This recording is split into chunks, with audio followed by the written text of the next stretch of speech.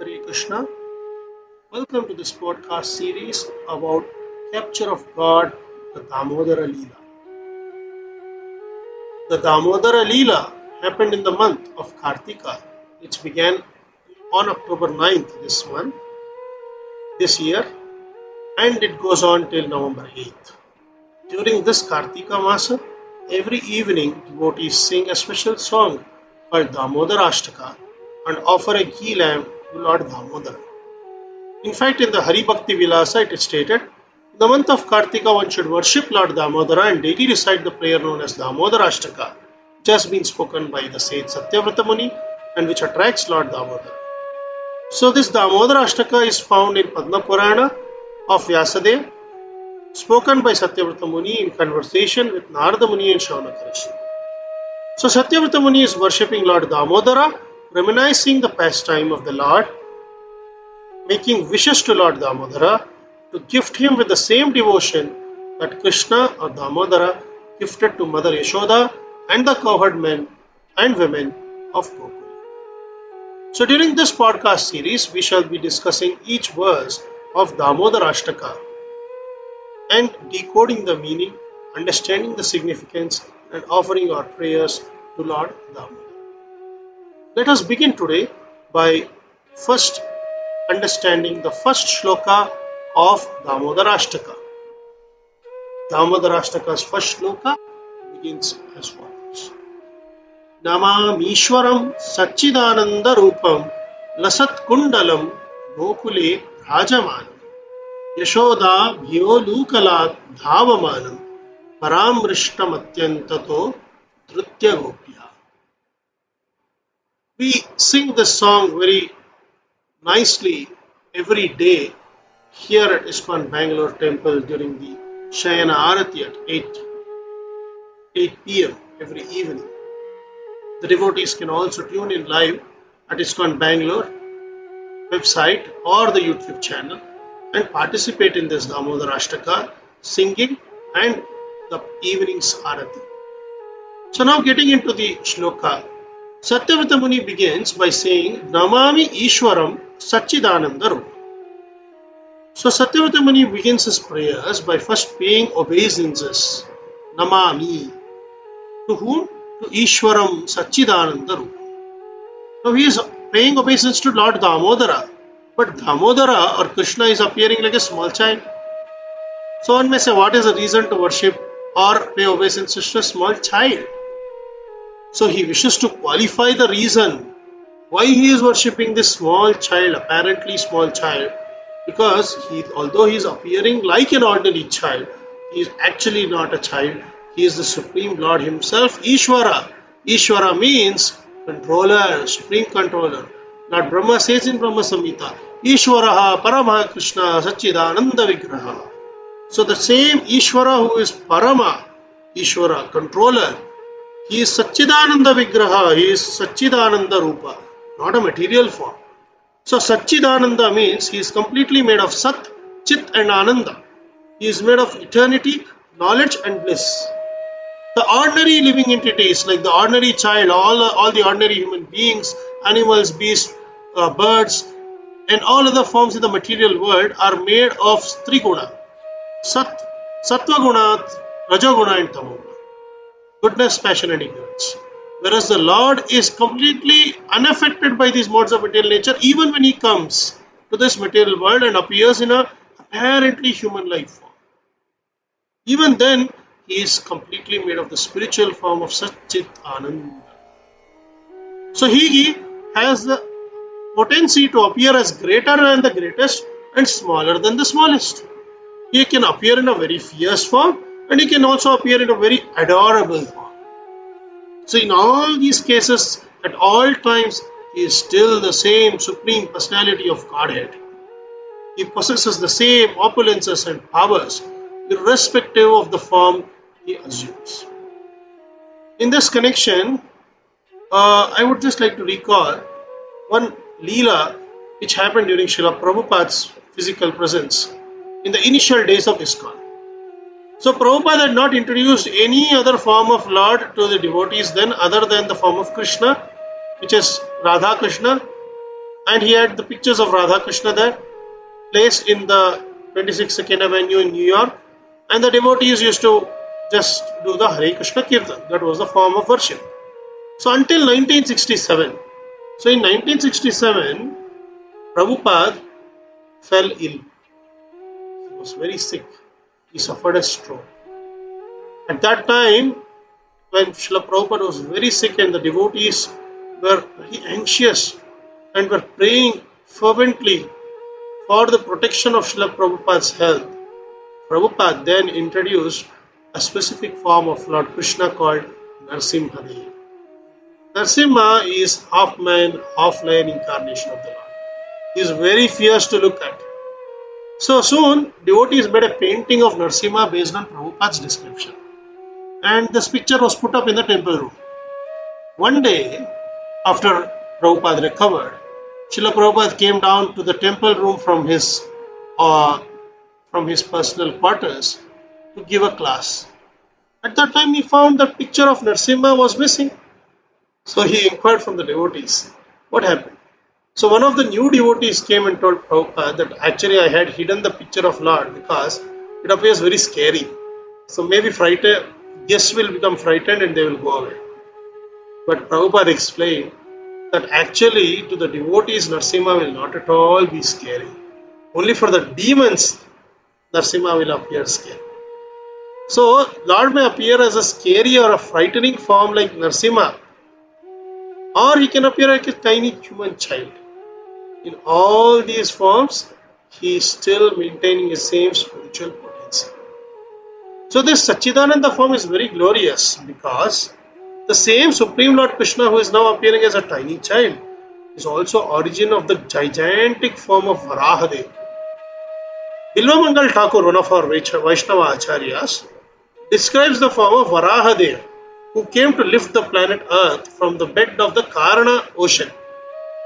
He mentions that form of Varahadev was so huge that one hair follicle of his body could hold such space which can hold the water of entire oceans of this one planet Earth.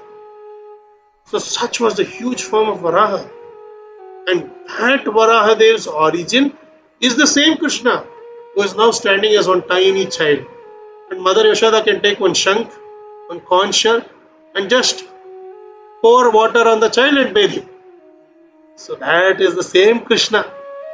So this Lord's every form is completely spiritual and transcendental, beyond the understanding of material senses. Hence, Satyavrata Muni is offering Namami Ishwaram Satchidanandam. Next, he explains, he glorifies Nasat Kundalam Gokule Rajama. So Satyavrata Muni is glorifying not just Krishna's form, but he is also glorifying his earrings. Lasat Kundalam. Kundalam means glorify the earrings. Kundalam means earrings and Lasat means they are dazzling. So this Kundala are dazzling on his form and he is in the Gokula. And that is being glorified. So why is Satyavrata Muni glorifying earrings? Because usually we see people, all of us decorate ourselves with ornaments so that we may appear beautiful and attractive, right? So the ornaments enhance the beauty of a person.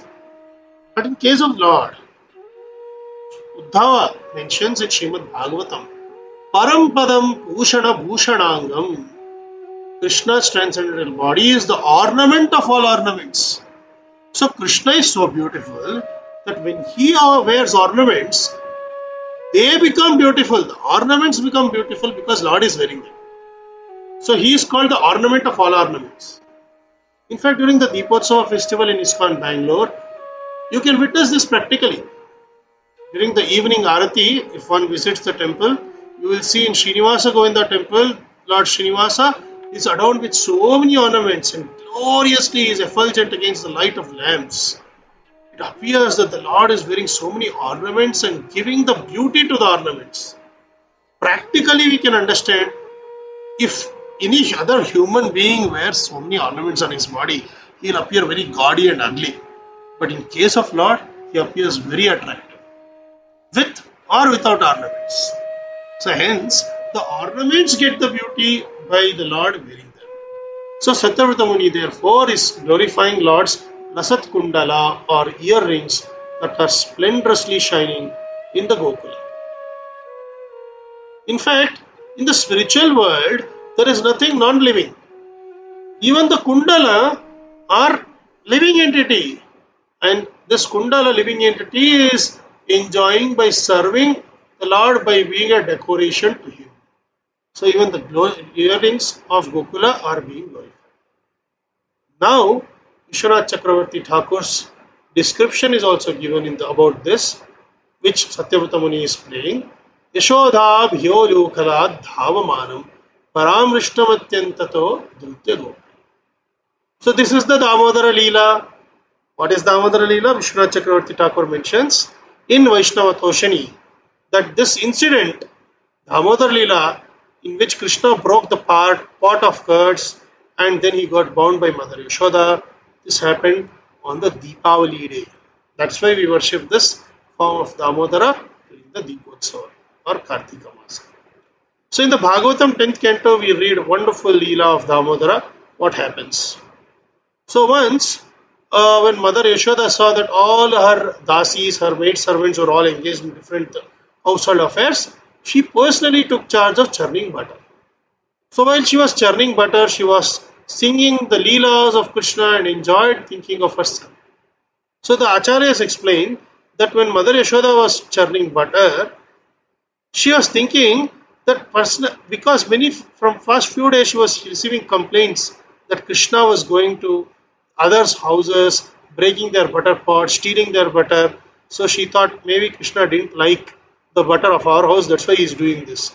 So she personally took charge of churning the butter herself so that she will make the most delicious butter for Krishna, so he will not go and steal from other houses. So she was remembering Krishna even while churning butter. This is a lesson for all of us, how we have to be 24 hours Krishna conscious. So she did not want to forget Krishna, so she had made songs of Krishna Leela and she was singing to herself. That time, Krishna was sleeping in the room. He got up, he became hungry. He asked for sucking the milk from her breast. Yashoda took up Krishna on her lap and he began to suck the milk from her breast. At the same time, milk which was on the oven started overflowing. Then Yashoda, out of anxiety, set aside Krishna and ran to the stove to take off the milk from the stove. So because Yashoda left him, Krishna became very angry. So in fact, this milk was also being cooked or being heated for Krishna's pleasure. So Yashoda Mai wanted to make the best milk and make best preparations from that and feed Krishna. So she was thinking if the milk gets overpoured, then it will not be possible to make the best preparation. So she was anxious and she ran. But Krishna took this opportunity to become angry. So he broke the butter pot and he fed this to monkeys. So one may say, why Krishna is feeding the monkeys? He is feeding the monkeys because the same monkeys, when he was Ramachandra, they helped as Vanaras to build a bridge and go and fight against Ravana and bring back Mother Sita. So he was repaying their debt by feeding these monkeys. So now Yashoda Mai came back. She saw Krishna is not there, butter pot is broken, and he is going and feeding the monkeys. She saw that, she became very upset. So immediately she took up a stick and she started running, chasing Krishna.